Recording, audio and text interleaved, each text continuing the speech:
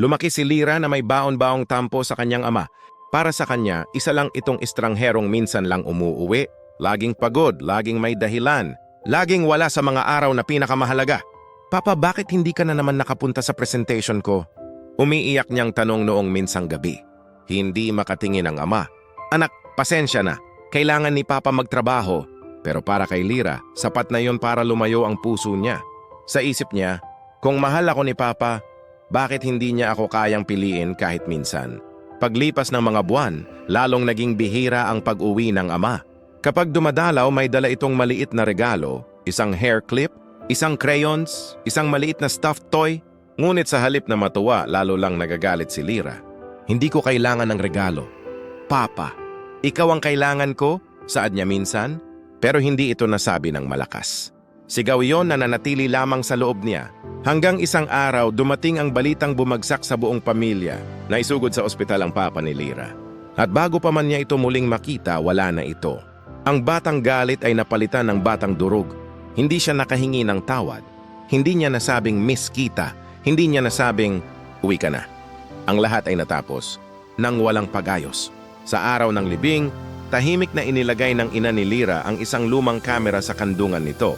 Ano to, ma? Sa halip na sumagot, pinindot ng ina ang playback button at tumambad sa screen ang daan-daan, larawan niya. Si Lira habang papasok sa eskwela, si Lira habang nakaupo sa swing, si Lira habang natatawa sa kaibigan, si Lira habang naglalakad pa uwi. Lahat ng iyon kuha mula sa malayo. Mahihinang kuha, minsan malabo, minsan nakatago sa likod ng poste o galing sa loob ng kotse.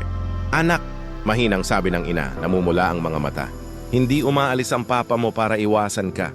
Nagtrabaho siya sa tatlong trabaho para mabuo ang pera sa pagpapagamot mo. Hindi niya masabing may sakit ka kasi ayaw kanyang matakot. Gusto niya lagi ka lang masaya. Pero bakit? Bakit hindi siya lumalapit? Dahil pakiramdam niya?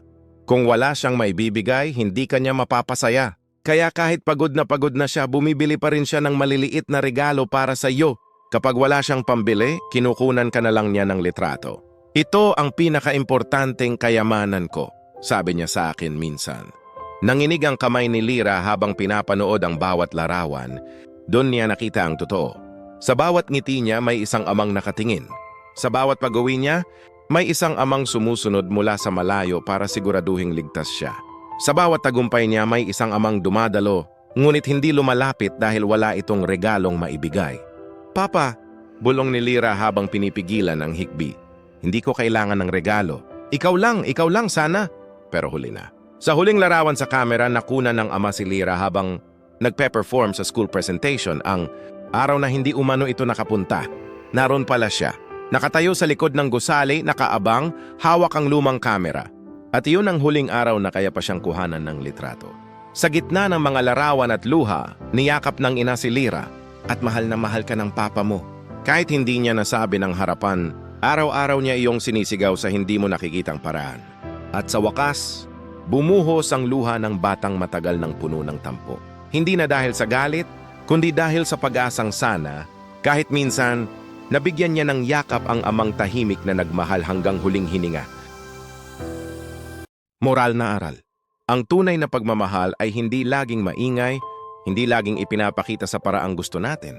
Minsan ang pinakamalalim na pag-ibig ay yaong tahimik, yung hindi natin napapansin hanggat hindi na natin ito kasama.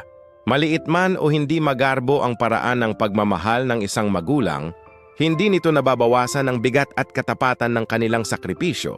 Kaya bago tayo magtanim ng sama ng loob, matutong tumingin hindi lang sa kulang, kundi sa kung ano ang kaya nilang ibigay, kahit pa yon ang huling piraso ng sarili nila.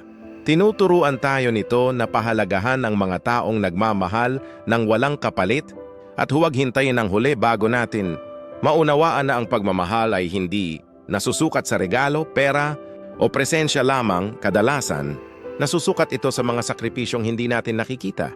Efeso 6:22-3. Igalang mo ang iyong ama't ina upang humaba ang iyong buhay at gumaan ang iyong landas. Gustong makasave sa kanyang binibili?